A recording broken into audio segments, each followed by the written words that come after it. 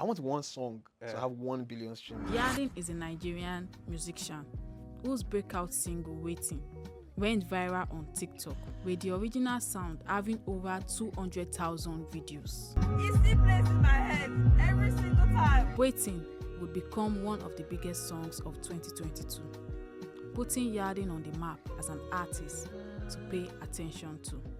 But with the success of Wetin also came legal troubles. They take the song down. Yeah, like 5 times. They want to take down the song. They want to ask for this so percentage and all of that. It's affecting the streams. And I mean, I'm an emerging artist, so I don't need that. His body of work, Muse, draws aspiration from Michael Jackson, The Cavemen, and even Daft Punk. Yarden's next move. 1 billion streams. I'm going to basically use the Ross technique. We need an outlet where artists or creatives, they can come and vent, you understand, not just Twitter. If an artist comes to cry tomorrow, they'll think it's PR. You get me? That's how bad it has gotten. This is Afropop's Most Essential, in conversation with Yarden. Okay. The best thing to do is, first of all, just document the come up. Then when you came up, then you start doing like a press run. Exactly, that's what I'm saying. You get me? So that's one way. So it looks now more serious. Yeah, it looks more serious. Like, do you think other artists think like this? Like you only do press? Because I'm not thinking like artists. I'm thinking like a exec. You understand? That's what I'm thinking. That's why I want to do all those things. Because I start doing. By the time I start, if I just put out ebook, how to blow up, it's going.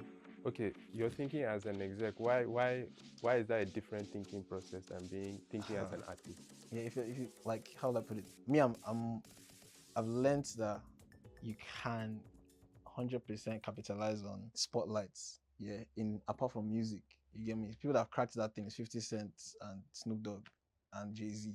If somebody can do it well in Nigeria, I want to start doing it. Let me just see how far it can go. Basically, that's what I'm saying. Let's say, like now, let me give an example. Compare. Like, okay. I'm trying to.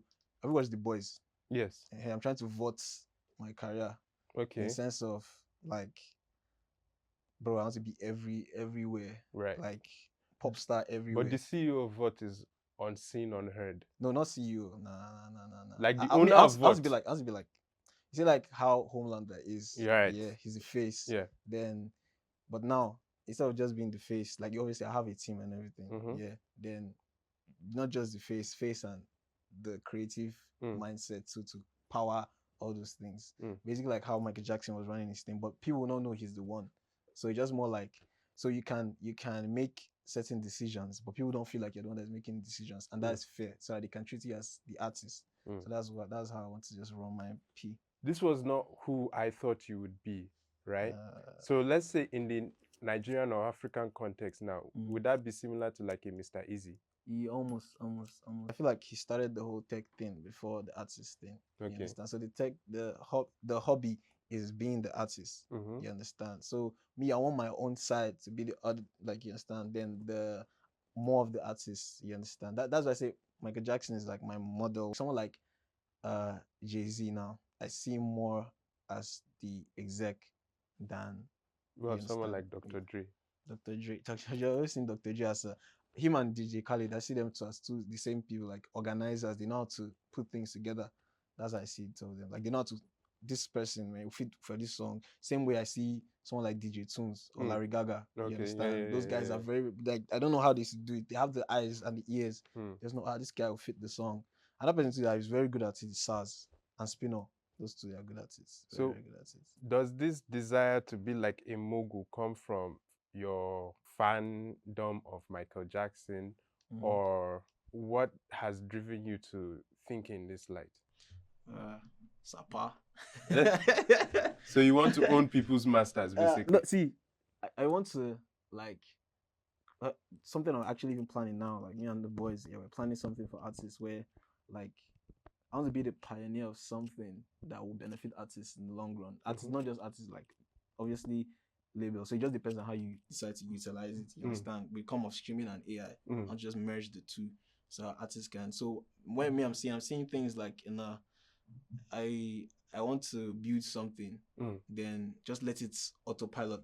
Let it just be going. That's how I see what I want to do. Right. Like but I don't want to be too into the business that much. I still want to have time to be doing my thing. You get me? So that's how it is. Is it like a thing like you need to get somewhere in your own music career before you start doing that? Yeah, but I can sow the seeds now. You understand? I can put it in people's mind. I can make people see that, oh, that's what I'm trying to do. So what that does, like in the grand scheme, like in the universe, what it does that you start to not attract those type of people that will come to you as friends first before you now become something. Sometimes, like now, the guy that's we're running that thing together, he just came to the house, like he came to see somebody.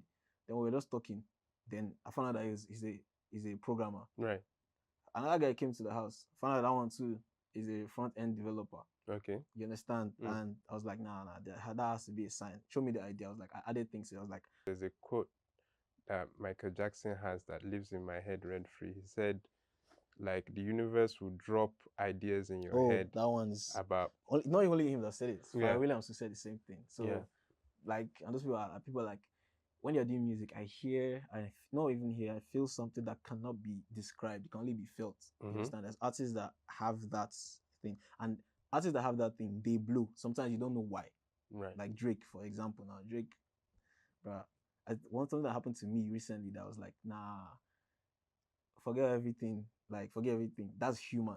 But when it comes to the music, nah, Drake is up there. There's some people that they tap into all those things, like they might not know consciously. It might be subconscious, it might be anything. But once they tap into that lane and they make music or they make art with it, they must like the universe must shine light on them. When it's their time though, you get me? It shines light on them. So there are a lot of people that have this feeling, and it's not just music. It can be like Virgil now has that thing. You can't describe it, you can just feel it. So you don't know why people are attracted to, you understand? Certain people, Certain right? people, Yeah. you understand? You just have the, sometimes they have the look.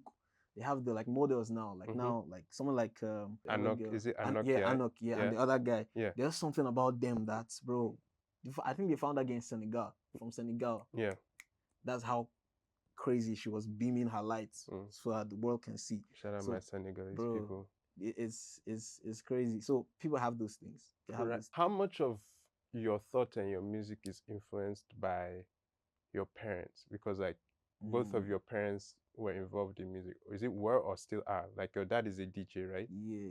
How much of their experiences, their thought process, and their skill do you think was transferred to you, either consciously and subconsciously? For the DJ part, that one was obvious that we're listening to radios a lot. Very early in the morning, Classic FM, but I can't even forget 97.3 Classic FM. Listen to Wazobia. Listen to a lot of boys. That Classic FM, especially that 5 a.m. when you're like driving, you understand? That 5 a.m. when they play old music, that was what I was really key into. Then Saturday morning, by the time my mom plays some Injideka or KK, some Chinwe Doma, like it was just different music. But like subconsciously now, some of those songs that you'd be like, why is she playing all this song? Let me listen to my Whiskey, let me listen to my, is now that, and I'm like, wow, we're already tapping into some sounds. Like maybe me as an artist, you get me? I'm like tapping into some of those things. So those things actually very, very much influence some of the music that I make. Almost all of the music, to be honest. Like it influences it. It was subconscious at some points, but sometimes I'm very self-aware that, oh, this thing sounds like, maybe after I've recorded, I'm like, oh, this thing sounds like something. I'm like, oh, okay, it's because of this particular thing I heard when I was a child, or when I heard what I liked. You understand? Like now, Wetin, for instance, that was inspired by, like Wetin is basically a fusion of Celine Dion, New Dawn, New Day, and Kulusa. Yeah, okay. They are basic. If you hear Wetin and if you can, if a DJ can merge it, it's Closer and New Day by Celine Dion. That's what it is. So with music, right? Obviously, I think you've dealt with like sampling issues, right? That's literally on Wetin, right? Yeah. So, before we get to that sample issues, how much of creativity is original and how much of it is inspired? Like, because some artists, like you say, you can tell that they're inspired, but people take it as original, right? Okay, yeah. And other artists do stuff and they're like, oh, you're biting so person. So like, what is that fine line? Yeah, the fine line is whatever the person by themselves adds to whatever they've learned or they've carried from whoever they, like now, example would be, Bad Bitch Syndrome. Yeah. That one you can be like, oh, he just added lyrics to it. You understand? But he Very, cuts very the dope. pocket. Yeah, you understand me? Yeah. You get me? So that one, people can tell me, like me, that's a brilliant way of expressing yourself to me. Like, because you've heard the music already, then you just have your own twist to it. You understand? But yeah, obviously people can tell. Then something like With You Now, when Davido had that this thing with Bright Chimezie, most people cannot know. People that know. Okay. He had to come and now say it that, oh, you understand? That one is influence where you now add your own essence to it. It now becomes original. Right. So that's that fine line. I feel like it's more about what people know, like the depth of how they know something. You understand? Like, for instance, there's one particular song that Mayokan did one time, and that song was just Pharrell Williams and then Daft Punk, Get Lucky. Now, people that know Daft Punk, and majority of Nigerians don't know. So if that song was played maybe in like America, where that is, they'll be like, oh, this is familiar. So I feel like it's the depth of or knowledge about the art. So that's what it is. But as someone now who your mindset is a mogul mindset state, right? There's the business element to being inspired by a song. So again, what is that fine line? Because you can say some samples, they let them go. Oh yeah. Some samples is like, okay, no, we need paperwork. So what exactly, to someone who doesn't really get it, the average listener, what exactly is that distinction between, like, you can take this and use it, is freedom, is it public domain?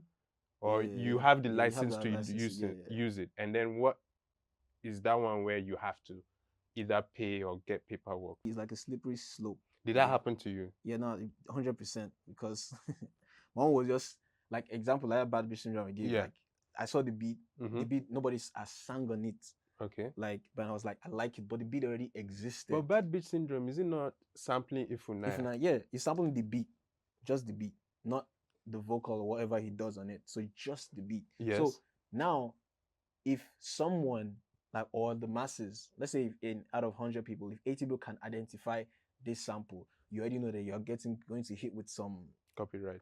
You understand? That's just what it is. So, but now, example will be something like Marvin Gaye, Let's Get It On, and Ed Sheeran, your legs don't work like they used to before. That particular type of rhythm, it's like, again, it's a very, very slippery slope. You don't own chords. So if I play the same chord as, maybe, example would be Monsters You Made. Yeah. Like, that's bum, bum, bum, bum. That is Dirty Diana. Yeah. Michael Jackson. Yeah. You understand? So, but nobody can, you can only argue it. Only argue it. The Ed Sheeran song is Thinking Out Loud. Exactly. So they actually even wanted to sue him for that, but he counter sued us, like, nah, you can't own chords. There are 12 chords, right? Is it 12 chords in music? No, like 12 notes. Is it 12 notes? I mean, I don't even know. But there are a limited number. I think it's 12 chords in music. And then all of that is where all of the music is made from, you understand? Like, it's just like, oh, there's numbers. So if you decide to be 69, if you decide to be 420, that's your problem. You understand? So that is how music is too. But when you take something, just jack it and that's when you can be hit with, like, now for Wetin was the origin of the song was from hers. Like, God rest their soul. Like, they're a band that makes amazing music. And they put out the song. Then there's a girl on TikTok that she did the guitar thing. Then that one put out a video. Then another guy used that guitar to make the beat. Then me from nowhere made the song. Then it blew up.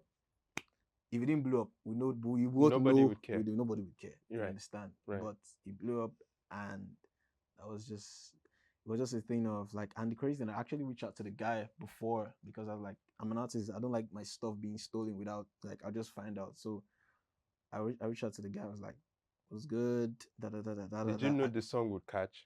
No, I didn't feel like the song was gonna, but I just had something in my spirit that was like, oh, I just go on TikTok. Let me just use this one to, like, do the posting. Let me know how the app works. You get me? So this was 2021, 2022 actually, because it was beginning of 2022. So I was just like, let me just be. There's nothing I'm really doing. Let me just go on TikTok, and I used to be one of those guys that be like, "What's this app?" So I was like, "Nah, it's actually fun because it's a reflection of what you like to see." Right. You understand? So then the whole thing came.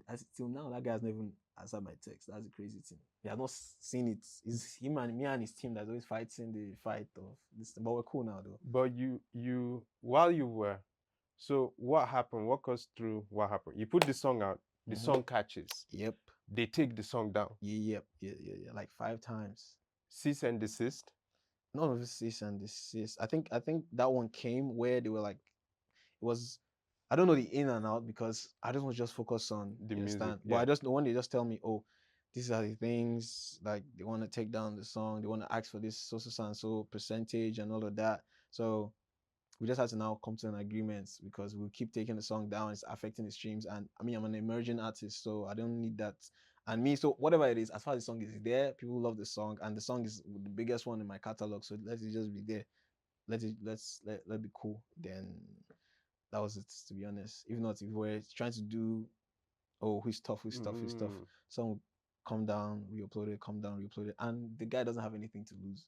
The one that Right. has Yeah, most you're the to one lose. that has. So it's just better. How are you feeling? How did you lock in the studio to kind of distract yourself? Did you focus on it? Like obviously you're having a big moment and then you're having to deal with Yeah. The only way the thing will affect me is like because you'll be afraid to even want to try and do new stuff. promote it. Oh, You understand? so you You'll be couldn't afraid. perform it? Yeah, I know I could perform it, but like, when you want to like maybe do other like bigger things, you want to make bigger moves, you now have to now contact this person, contact that person. You get me? So, and that time I'm new to like that level of attention on the music part.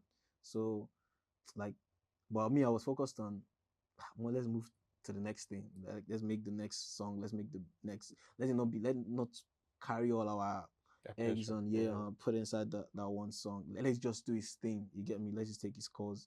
Then let's focus on doing other things. Let's focus on creating other things like a career, not just one song. So that's where my head was at. So let's go back, like let's take a step back. Career, right? Yeah. You started making music in Yabatech, or were you making music prior to that? Before I go into Yabatech, yeah, I was making like music. Yeah, I was making music, but like going into the school and seeing like, oh, they were doing events, Trace Live, they were doing those things, and I'm seeing like people that I see on a normal daily basis, they're going on stage, you understand, they're doing their thing. It might be whack, but they were doing their thing. And I was like, nah, I'm better than these guys. Let me just give it a try. So then it now was fun because it's like you have to prove yourself like always. So now this was more fun than trying to prove yourself to pass exams. Now you're proving yourself in front of people. It was a different kind It of was a test. different type of test. You get me? So I was like intrigued by it. So I was like, nah, let me do more.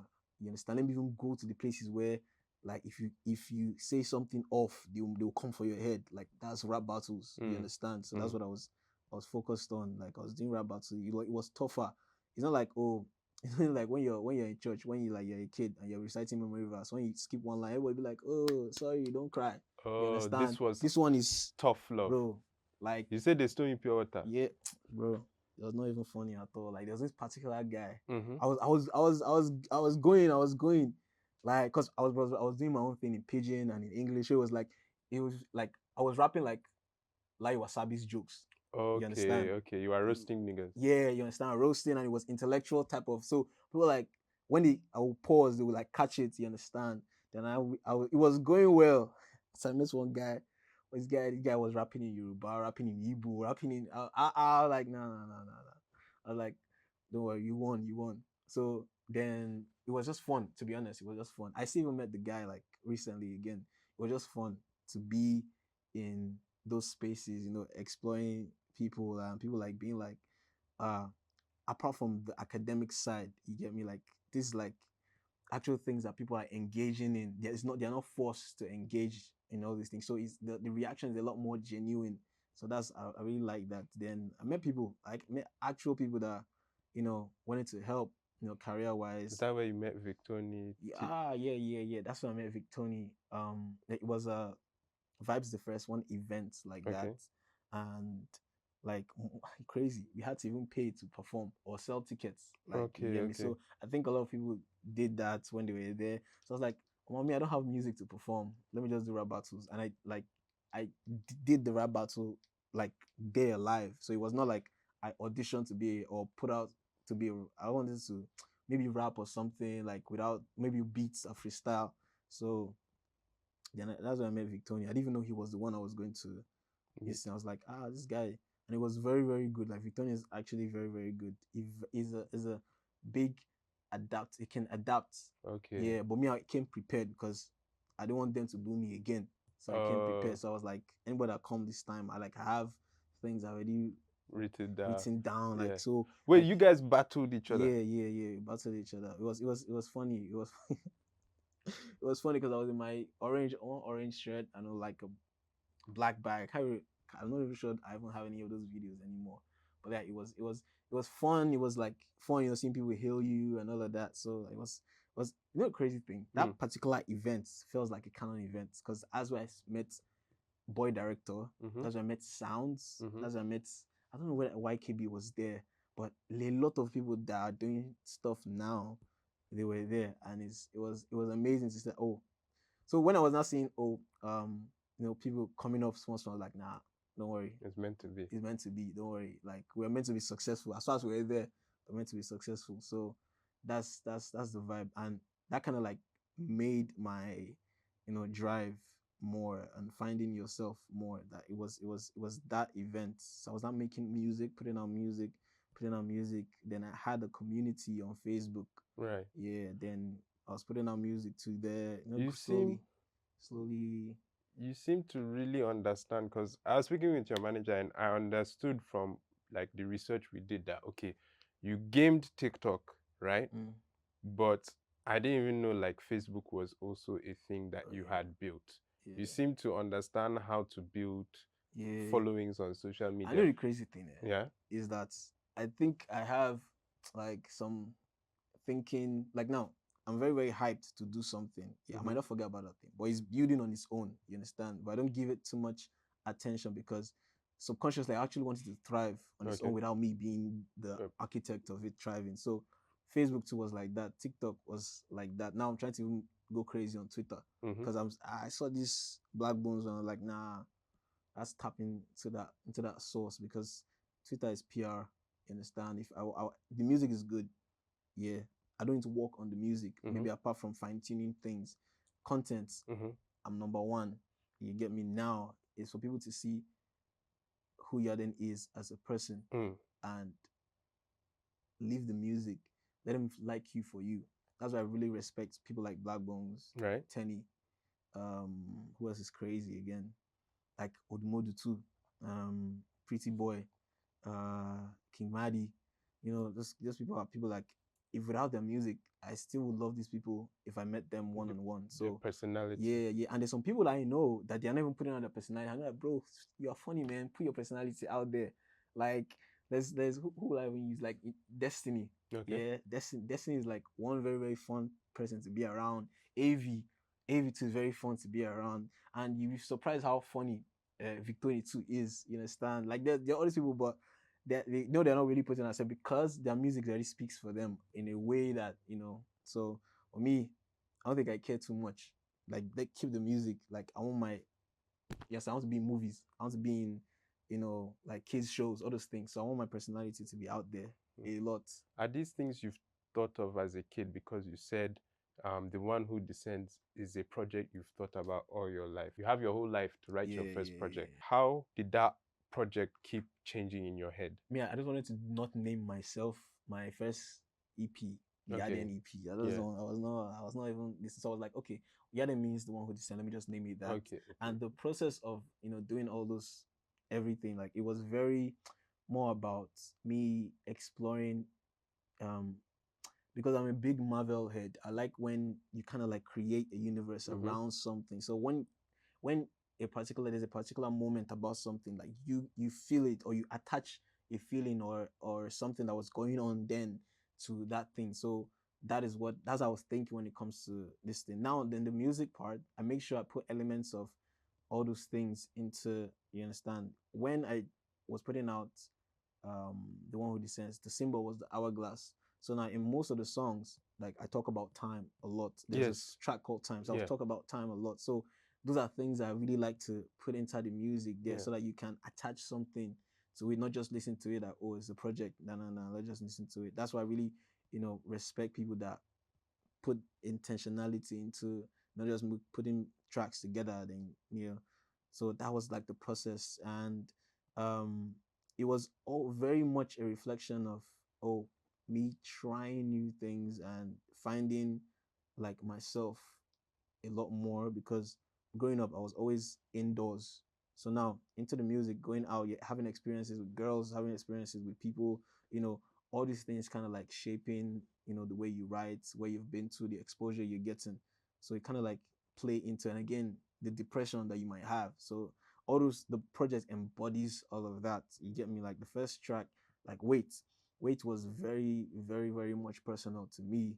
And I wanted to also, I think Wait was the most recent song there. So Wait was the one that has that, some level of confidence in, Okay. who Yarden is. So that was why it's the first track, because it was the most recent one. And this is very refreshing to hear. Like you can hear a very, very strong sounding Yarden, and very, very confident, even in the lyrics. Like the first lyrics is, I'm the only one you need in your life. That's how the first lyric. So, and it started with a French, French sample, like from a fan. So the second one too was Time. So everything was very, very like curated to fit like one particular emotion in my life around that time. Same thing with Pressure. Pressure was very vulnerable. You get me? And So Cold was like the first artists I've actually worked with. That's Morian and Sway. Yeah. So I didn't want to put any other person there if it's not them. So Okay. it was just a reflection of the resources I have at the time, and nothing else. You seem to be very driven and very detail oriented, right? Yeah. Why is it so important to present an authentic you? Because some people will say, okay, let me get this guy because this guy has buzz, or let me get this person because of the look. Why was it important for you to get someone that was like someone you were comfortable with, someone you knew, or people you knew?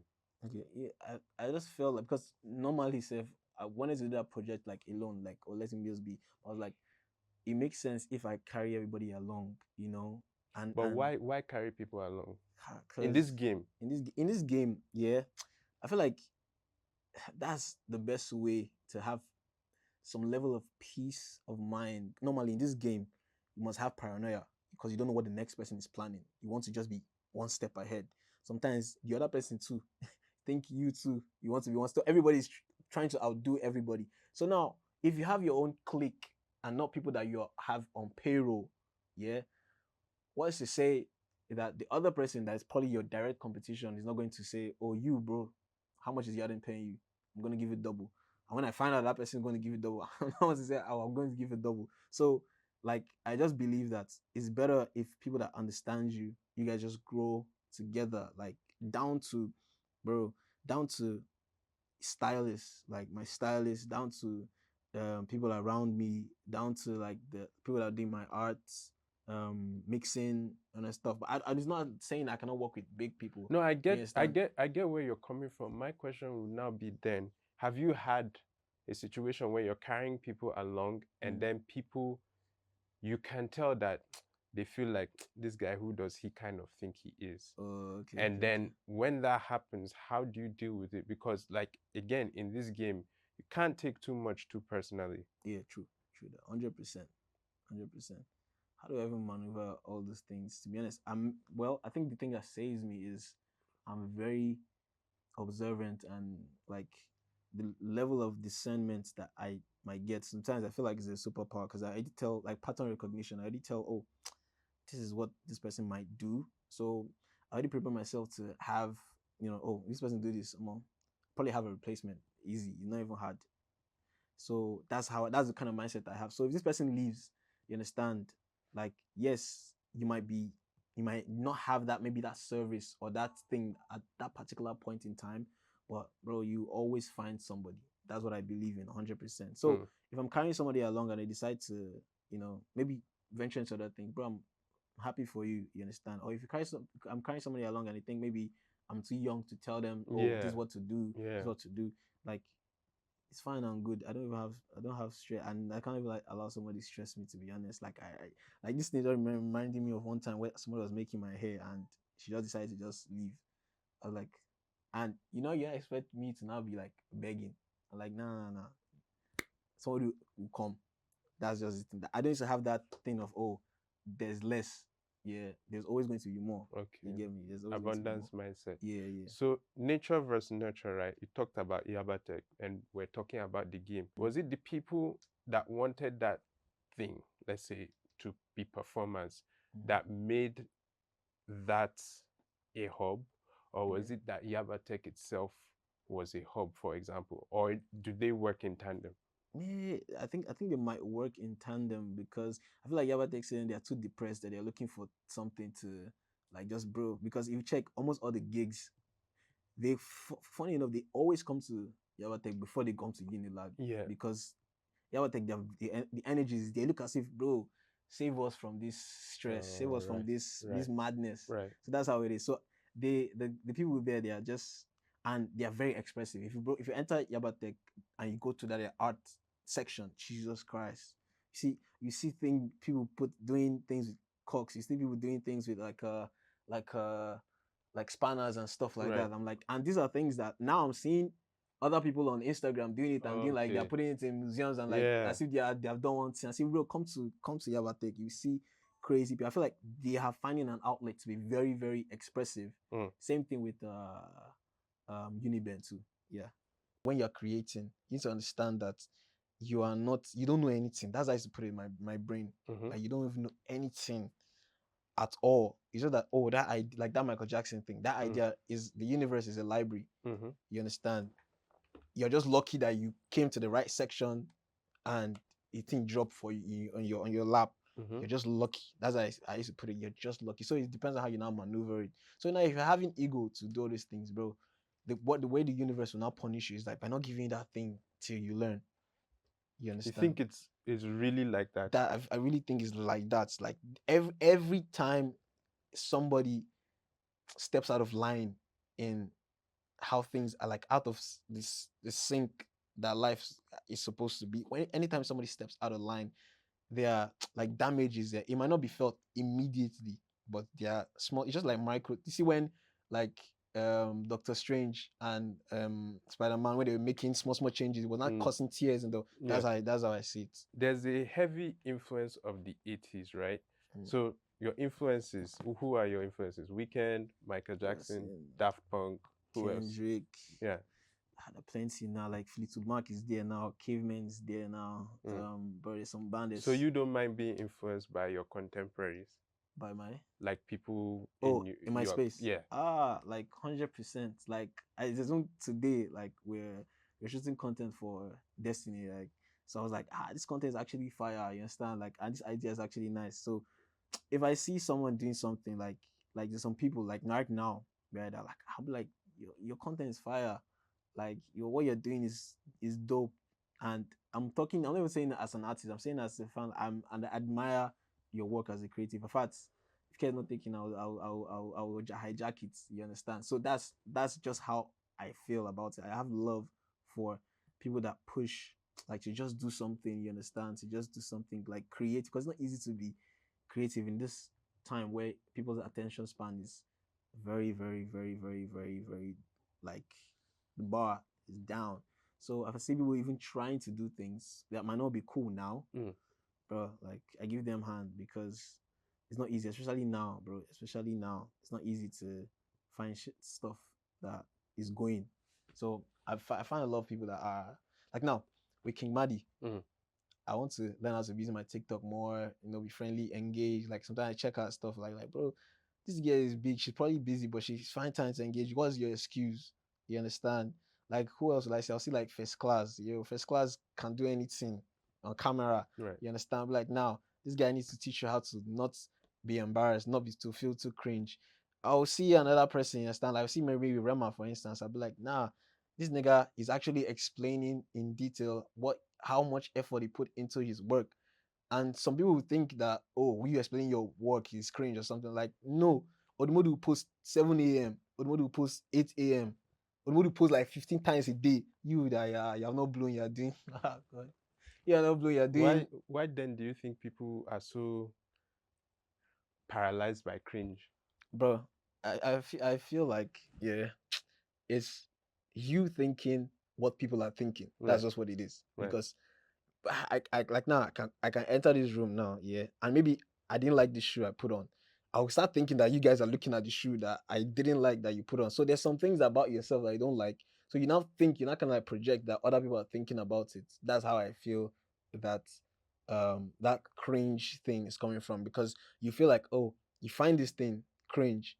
You understand? So if you start doing it, and you're probably gonna do it in lesser quality than that person, so you'll be more cringe than that person. But at the end of the day, you find it entertaining. It was on your feed. You understand? So that's where that thing is coming from. So if you can delete that thing, bro, there's nothing you cannot do. You just be doing it. And the crazy thing is that, yes, at the end of the day, they might still laugh. You might be right. They might still laugh at you. So what's the point? Because there were so many people that we have laughed at, like Speed, for instance, Right. bro.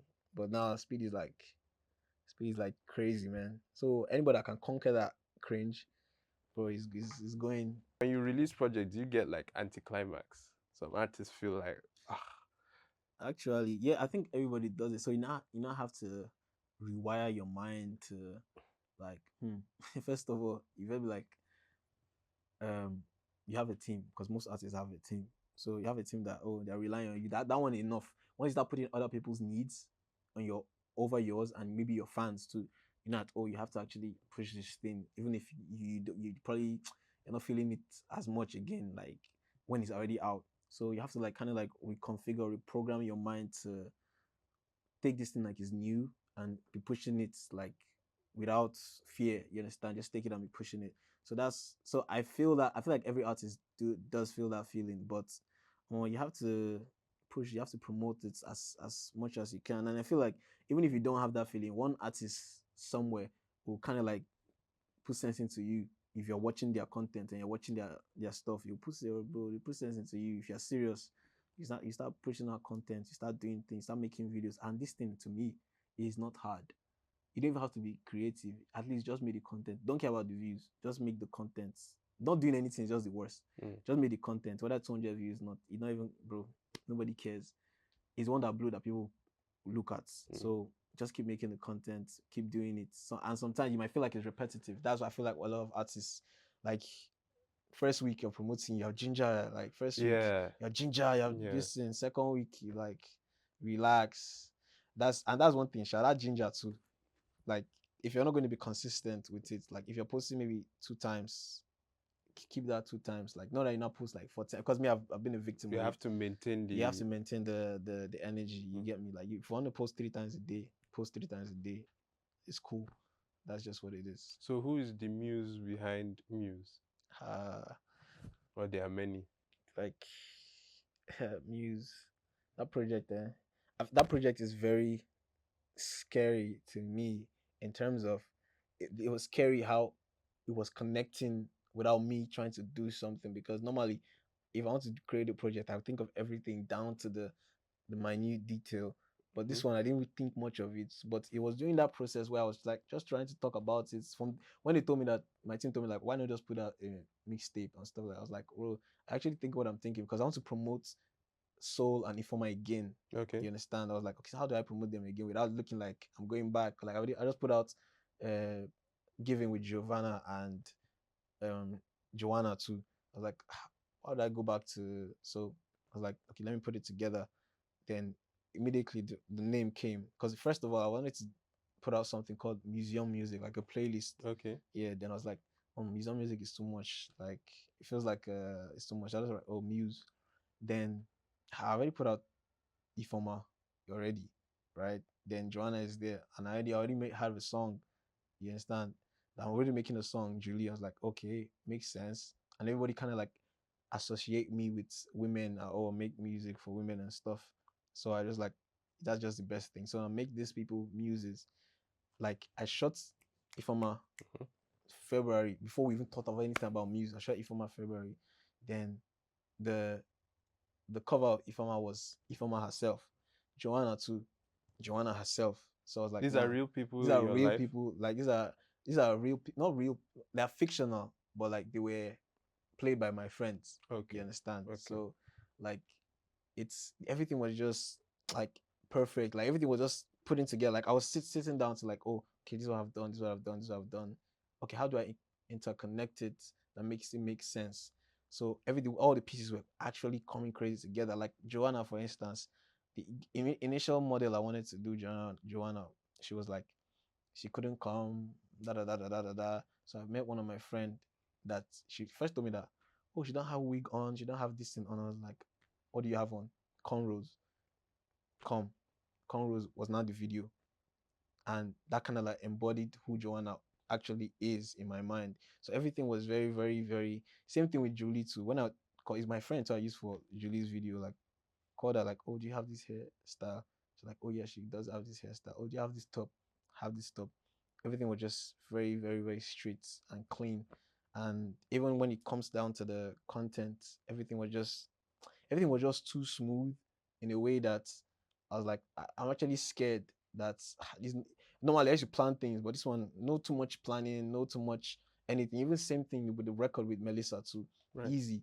Like normally I used to fear to, work with female artists sometimes, but like this project, Why? stress, man, that's stress. But she just proved me wrong. Same thing. Funny enough, I've worked with more females now than I have. Literally have Giovanna. I have a song with Lifestyle Steady. I have a song with what's her name again? I have a song with Melissa already. I have a song with Amaya. I have songs with women. So like it's not kind of like, oh, prove me wrong, that nah, they actually can be easy to work with. So everything was just seemingly nice, and Melissa too, very very very sweet person, and the record just came out like everything was just smooth. I was like, nah, this one is just, you had to come out. You get me? So everything was smooth and everything was poorly done prior to even thinking of it. So that's just the best part of the project, and people are kind of like receiving it well, and it's very nice. It's very nice. The song with Taves, was it what you guys did in the camp, or was it towards the end of the camp you guys Yeah, did yeah. that song? It was like we're done with the camp already. Like that's the last day. So we're just packing up to go home. So Kemo just came like in the end where even Shine was with me. Shine was sleeping on the couch already. So we already recorded one song. Me, Shine, Taves, and Louder recorded one song already the day. Then Kemo just came. I was like, I just told Kemo because Kemo one of the people I worked with for a long time. So he was like, I just told him just make bedu. I was like, okay, say less. Then you just enter that zone. I just recorded, bro. That song was done because the song is very short too. It's done. Told Tails like should record this part. So he now added that that when he added that part, he now told us that he wants to go and like rewrite it. I was like, bro, it's done. Don't write again. It's done. So that's how the record is. Very very simple, very very straight, and that's kind of sessions I like. Very very simple, and the song is crazy, doing numbers, and I'm grateful to be honest.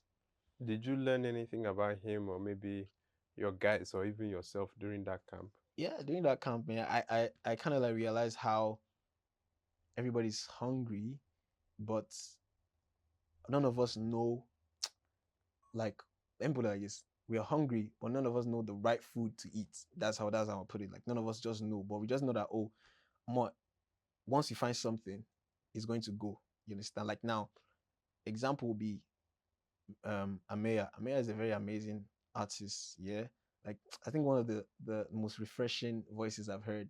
Yeah, and I always make sure to tell her that when she blows it's going to be insane.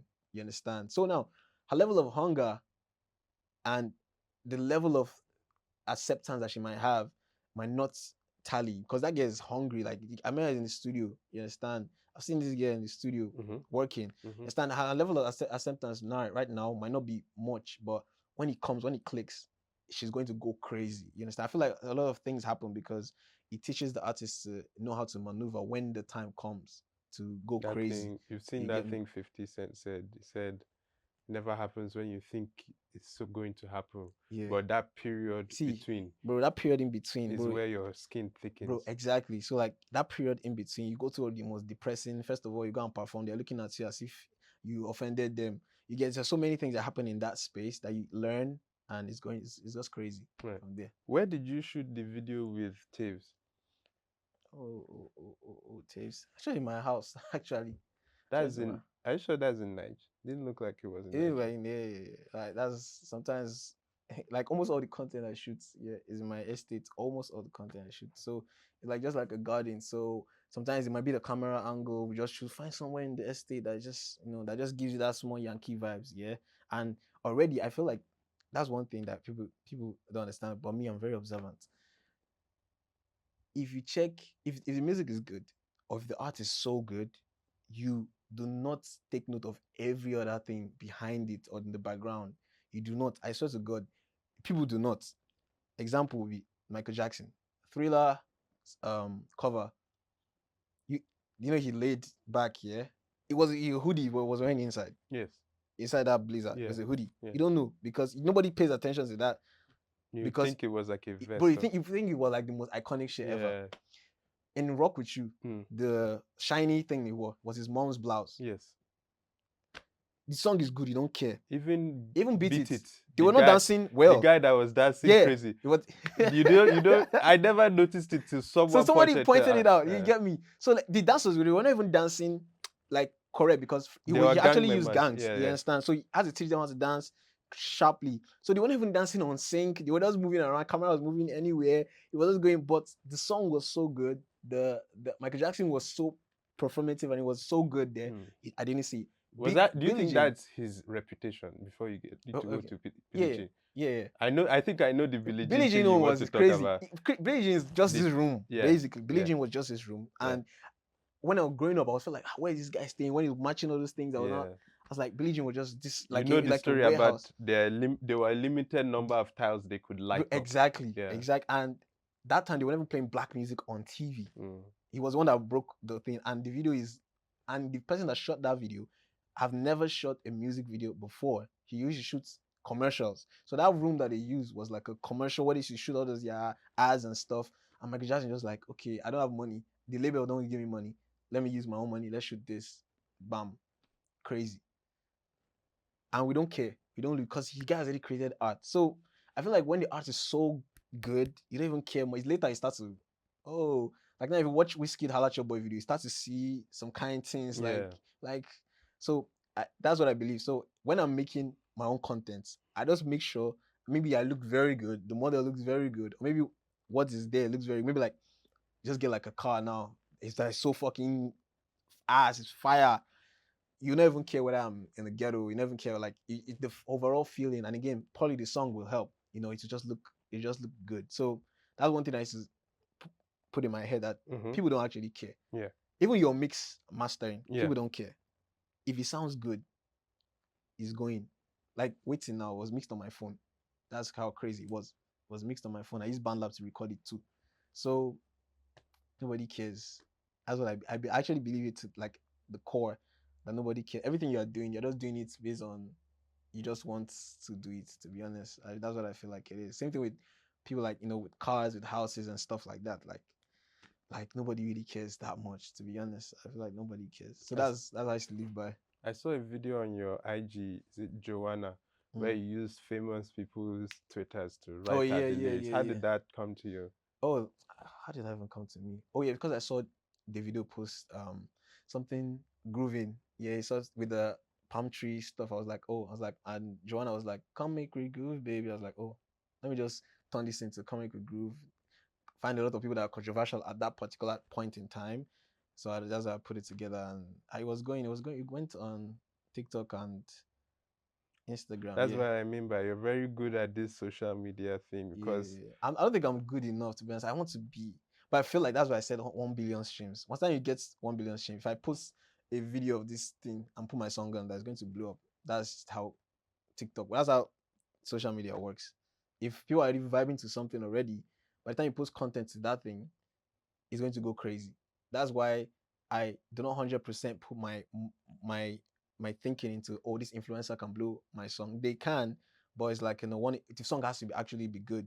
So if you're an influencer and you attach yourself to your song and it blows up, other people will catch on because the song is blowing up their videos. So if I post anything, maybe like maybe one AI video, or maybe like I'm here now, like if I just post the content of me here and with you now, we just vibe together and the song is already going already, or it's just going to, and the song is good, it's going to go, and anything after that, and people will not attach themselves to the success of the song, it's just going to be going. So I don't really think much of it when it comes to content and stuff like that. If it's going, it's going. The road to 1 billion streams. I think that's going to be the title of this.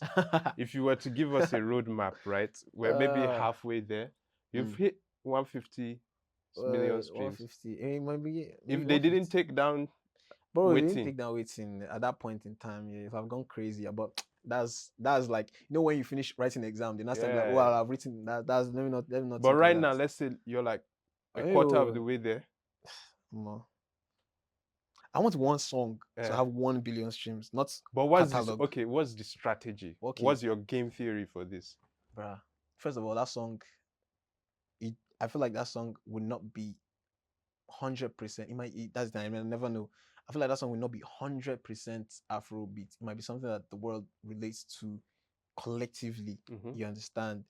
And it will be like unexpected. Very, very. That's for certain. It will be unexpected, and it will be maybe the song spoke to one maybe influential person at some point. Then da da da da da da da. But I have a feeling that it will not be as much as have that weight. Maybe Nigeria first until it goes crazy. Then Nigeria tags along. That's how I feel like it's gonna go. So my own way of doing it, like me, I'm going to consistently put out music, consistently work with people. I'm going to basically use the Ross technique, consistently pull out music. You get me? Like, just hopefully people I'm working with do not tire for me. Maybe it's 10 songs into this thing, that, because I'm very sure, I know easily I can get like 1 million streams upwards and stuff like that. That one is easy. You get me? So, but you see that 1 billion streams I feel like it's very easy, to be honest, because there's this guy that just came out with his project Samba. Yeah. Bro, that guy is almost close to 1 billion streams, and he just put out a project when it's like how many months ago. So it's very, very attainable. And me, I said, once that thing comes, bro, I'll be on TV, like commercials, all those things everywhere. Like I'll vote myself, like be on like cornflakes, and that's what I'm going to do, because I'm going to like make sure my face and my like personality, like if somebody calls me, maybe they want to use the song, I said don't use the song first. You can use the song, but put me inside that film. You get me? That's what I'm going to do. So like that 1 billion stream is going to come. Like I've put it in everybody's head already. Like people I'm working with that thinking. So what that does is crazy. Like what that does is actually crazy. And it kind of like gave me one insight. So another thing is like, if I want to get something, the universe doesn't like, the universe hates when you are eager for something, when you want, in a sense like this, the universe hates this thing that people do. When I get to 25, I'll marry. The universe hates it. I've realized that the universe hates that thing. Or let's say you want to talk to a girl, or you want to have something, you want to do something with a girl, you're now like in her, like, I'll catch you. The universe doesn't like that thing. The universe likes build up, or kind of like setting around that thing to kind of like make you now develop characters or characteristics that will attract that thing. You understand? So now, if I want 1 billion streams, I'm going to record more music. I'm going to reach out to more producers. I'm going to fix certain things, because 1 billion streams is the grand scheme. That's the grand goal. So I'm going to be subconsciously, I'm going to be doing other things. You understand? That's why when you watch all these videos you want to make $1 million, start to making $1,000 first. Right. You understand? Then it compounds the behavior that's going to attract and prepare you for that. So that's what me and my people are doing right now. So it's more about, we're putting out quality, we're putting out stuff, we're doing things that will get us to that point, like bit by bit, because I know it's not going to come like immediate, because I say I want it to come, but I need to just do everything. But that's the grand goal. So that's basically what it is. I hope you're not one of those that blows up internationally and then forgets Nigeria, Bruh. because that seems to happen. Like I swear, Afropop to I the swear, world, and then everybody I moves to swear, LA. yeah. But why do you think that happens, and how do we change it so that there's a sustainable pipeline of artists Here, here? Abi. Yeah. Well, sometimes, If you're vote. sometimes exactly. Sometimes I always want to blame. I don't want to blame the artists sometimes because I know how people treat upcoming artists, especially in this Yes. country. Yes. I know how they treat upcoming artists, bro. It's like humiliation ritual. Just put it like that. It's Yeah. humiliation ritual when you go on stage. Like they don't know your song, they don't know you. You dress fine, you're coming to perform. Like just looking at you like you said something, like you called them the N-word or something like that. Bro, like just looking at you like wow me. You understand? Like, and it's not just artists, so bro. Comedians are even the worst, bro. Comedians are the worst because make me laugh, nigga. That's how it is. So I don't blame artists when, bro, first of all, some A&Rs will shit on you, some DJs will shit on you, or OAPs will shit on you, like people outside will shit on you. Sometimes you want to go and shoot content, someone will stop you on the road, boys will stop you on the road. There's so many things that is going to happen to you. So it kind of like it kind of have gives artists this fuck all of you when I make it type of mentality. You understand? And I don't blame them for it. But what that does, it kind of like creates a level of like wall between you and being relatable because you don't want to associate yourself. You'd be like, now, okay, let me have all the white guys around me on my team. And those guys, bro, they are very good at what they do. So the illusion of success will not get into your head that you cannot now be able to connect to your roots. You know the crazy thing? It now happens the other way around when people didn't even come up in Nigeria. People like Odile, Shabuzi, they will not want to now be the one to now connect back to the roots instead of like it's now like an interchange. Like now, an artist will blow up in Nigeria, then they will forget. They also just be out there, like bro, everything back to tours. That's why I respect Davido a lot. Like he's doing this thing, Yes. yeah. Like he understands. I feel like he understands it the best. And maybe he understands it the best because he has stayed all his life most of the time there. Because it's an inverse thing when like I'm seeing Shabuzi doing stuff with Burna Boy coming to Nigeria. I'm seeing Damson Idris. I'm seeing Odile. They're coming to Nigeria doing stuff. They're bro. Even on their videos, they're always talking in the accents too. You understand? And you can obviously tell some of them they were not born here. You get me? So they're trying to connect. So why is it that when us that we are now the main guys, we now go out there, we are trying to ask, bro, we try like let's see that they give us handbook how not to be in Nigeria when you blew. You get me? So it's a crazy thing. But me personally, I feel like one way to curb that thing is like, I mean, I feel like exactly what Davido is doing, man. Just do shows here, no matter how it is, build infrastructure to make people do this thing because crazy. There are churches in Nigeria that has the space to do crazy concert. Churches, Yeah. you understand? The only place they can do stuff now is like a crazy. I think it's like the stadium. You get me? So if they can come together and be like a big thing that it might even be only that place. Give me some kind dope ass name. You understand? You can name it after whoever you want to name it. Right. But that's where everybody chooses to do their stuff. Like in December, everybody has a lineup for their thing. Create traffic in Nigeria. Create like a whole media thing around it. People even come there. But it's possible to even do Afro Nation in Nigeria. Very, very possible. So I feel like it's more of an infrastructure thing. They should just put minds together. Cause bro, Nigeria is bro the kind of creatives in Nigeria, man. Like I sometimes I used to wonder if these people even sleep at all. Like and these are young guys. Yep. Like example now would be somebody I really respect, like Daft, for instance. Now that guy doesn't. He's doing every Tuesday. He does family meeting. Every other month he does even in the day. Sometimes he does monochroma. He's doing echo in December again. Now this is somebody with like a dream. You understand? You can tell that this guy is kind of guy is gonna take over like some space, very important space in Nigeria. If these guys up there don't wake up, you understand? So me, I know myself. I've been on Facebook. I blew up. I'm still on the Facebook. Even they have been on Facebook so much that they have blown my account away. You get me? Now I'm on Twitter. They will tire for me in Twitter. You get me? It's not something I will blow up and leave. And I don't think I can leave Nigeria. I think the crazy thing is that once I get that 1 billion streams, I'm going back to the mainland. That's the crazy thing. So I'm very, very big on, bro, I'm here. You get me? But I will travel a lot, that's for sure. You performed in Paris with Uga. Ruga. What was that like? Bro, it was crazy. Like, it was crazy because that's why I really love exposure. I really love outside because that taught me that it's not by your biggest song, it's by your most impactful song, like the one that people actually like and gravitate towards to emotionally, whatnot. Like, cause I perform Wetin, good and nice. Once I perform Wait and Busybody, like, it was crazy. The energy was crazy. I was like, oh, but that's the biggest song though. I performed that one. You're like, it's good. So that gave me insight. I understand why, like, shows are a lot more intimate outside the country.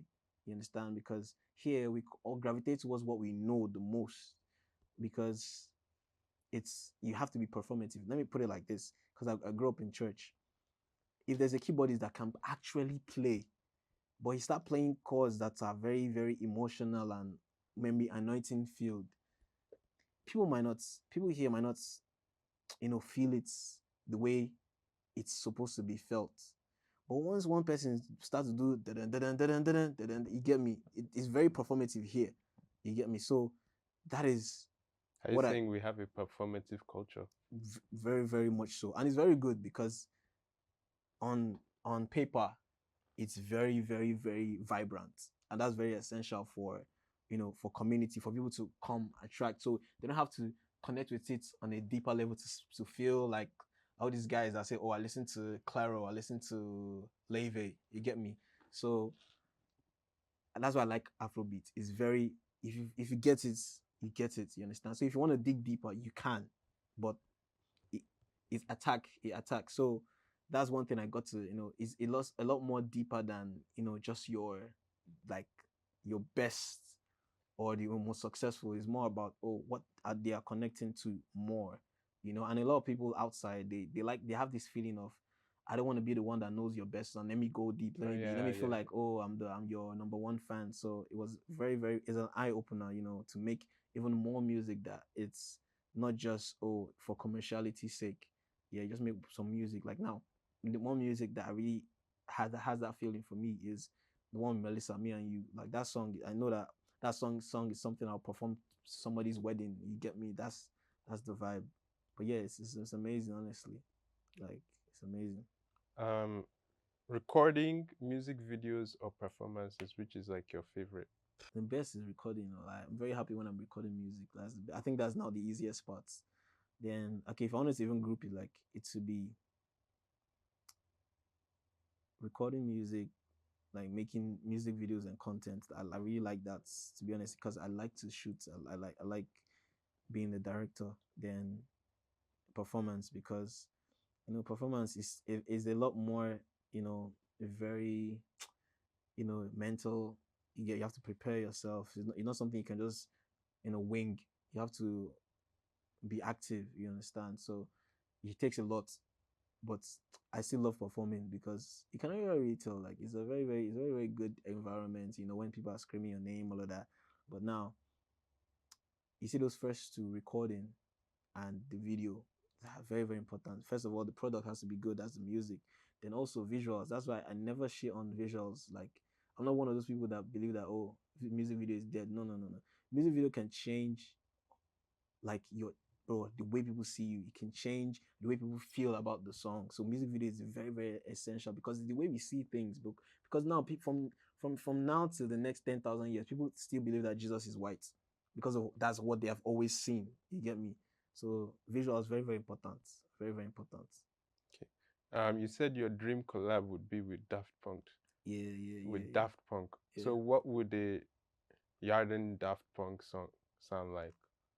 Is that the billion streams song? Because those guys are they're very, very good. I feel like even they choose to work with me, I'll be like, that alone is enough for me. That alone is enough for me. But like, thing is, for Daft Punk, yeah, one, they're retired. So Right. for me to bring them out of retirement, that's a big news already. So then making music for them, I know that they want to experiment Afro music. So and me right now, I'm making music like that, like even some unreleased music. Yeah, I'm making some music like that, just to if just to have that whole moment of the if Mohammed doesn't go to the mountain type of thing. So I'm just making music and having it. But now Daft Punk and Yarden, it would basically sound like the Weeknd on Afro, to be honest. Like if you want to just put it for people to see a picture, that's how it's going to sound like. To be honest, it's going to sound good and very, very experimental. What's one thing you want to be remembered by or remembered for? I think one thing I really want to do is to create a safe space for artists for have an outlet. That's one thing I've always wanted to do. That's why me and my brothers, we did Rage Room, for artists to come and just vent, just let it out, because there's no outlet for artists to do. Because if an artist comes to cry tomorrow, they'll think it's PR. You get me? That's how bad it has gotten. So we need an outlet where artists or creatives, they can come and vent. You understand? Not just Twitter, not just they can come and vent. They can come and share something and feel good about it. There's no drop in aura or something. You get me? Like the actual, because bro, people are going through artists are going through a lot of things that they can't talk about, because you have to keep a smiley face, because nobody wants to be a fan of somebody who's unsure and certain, or is crying every time. But you're not Billie Eilish, bro. You get? So that's one thing I want to create, like a safe space for artists. I don't know how I'm going to do it, but I know it will be something where people are feeling, happy to be part of. So that's one thing I'm very, very sure I want to do. I want to leave that mark. That, oh, this is what Yarden did. I swear that's what I want to do. Finally, like, do you have any message you want to share? Maybe a message to your fans, message to fellow artists, or even a message to yourself in the future? Yeah, I think I'll just encompass everything into one message for everybody. The thing is, like I said, I think I've dropped some of those things in this whole session. Thing is, nobody knows what they are doing.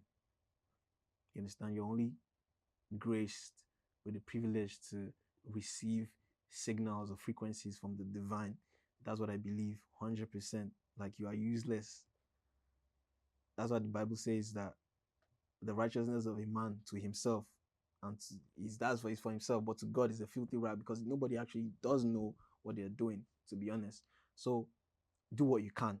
That's all I say. Do what you can with the belief that, oh, whatever you want to gain out of life, out of the universe, you will gain it. You understand? Believe what you want to believe in. As far as not affecting anybody, just do your thing. I'm a firm believer in doing your thing. No matter what anybody says, just keep doing your thing. You understand? And as you're doing your thing, you begin to know what's right, what you need to change, what you need to do. So like, do your thing. Like, if I want to just sum it up, just like, do your thing with the knowledge that, oh, you can be teachable, you can relearn, you can unlearn, you can, evolve, basically. That's what it is. That's the message. So, Yarden, thank you for joining us on Sir. Afropop's Most Essential. This has been a very insightful conversation and one that I've really enjoyed. Thank you. Yeah. I'm happy to be here. So, what's good, beautiful people? It's your favorite boy, Yarden, and I'm live on the Wave, Afropop's Most Essential. Keep it locked, don't go nowhere. right, so that was the first episode of Afropop's Most Essential, in conversation with Yarden. Special thanks to Yarden for pulling up. Obviously, Afropop's Most Essential is brought to you by The Wave NG. Be sure to subscribe if you enjoyed that conversation. We have a lot more conversations like that with artists you want to hear from coming very soon. Leave a like, obviously that helps us out. Of course, we can't do this alone. Afropop's Most Essential is brought to you by Visionary Studios in association with Arrow House Studios. Special thanks to director Tayo for holding it down behind the camera. Of course, the Wave NG is on all platforms. Be sure to check us out on Instagram, Facebook, TikTok, X, wherever you like to get updates about Afropop and Afrobeats. Follow us on there. We are the Wave NG, THEWAVNG. As always, I am your lucky host, Jaji Prime, and I'll see you in the next episode or the next video or the next clip whatever it is, I'll see you there.